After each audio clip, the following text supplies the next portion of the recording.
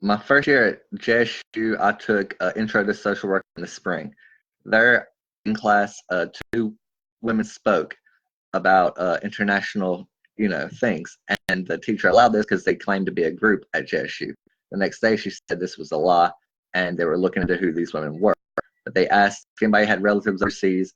A few of us were, and then they asked if they worked for the government, and no one had their hand raised. But then they singled me out and said, started talking to me. I was like, well, he's Republican or whatever, but missionaries, separation of church and state and all that. And they, the teacher kicked him out. And then a few years later, this woman's telling me that I have, a relative overseas working for the CIA, but he had already returned, and it was being accused of Catholic propaganda.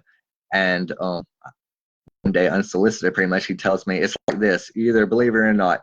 Everybody in the world had $100. If they redistributed the wealth and gave everybody $100, in 100 years, the rich had the money back because they're harder workers. And I was like, that's not true. Trump's lost billions. He's never worked a day in his life. That's not statistically true. That's not biblically true.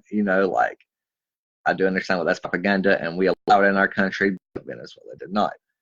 And they take advantage of our freedoms. This one was spreading like flat earther, reptilian BS. Like they are stupid or susceptible, and we have, no protections for them really. And this is how Trump's in office.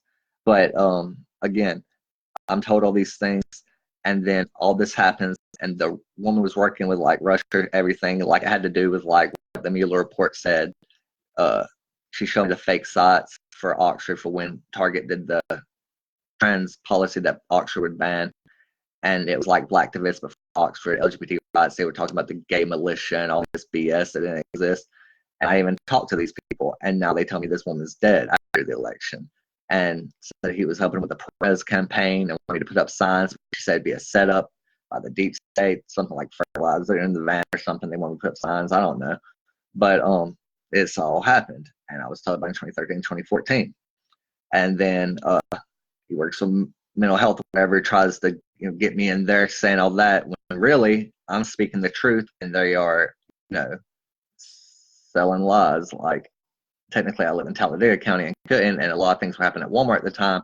And I even had jury duty, like when all this was going on for Calhoun County, but I'd already told them once where I lived, and it just got very complicated, very crazy, and I don't know what goes on at Walmart exactly, but I do know that people need to get better educated.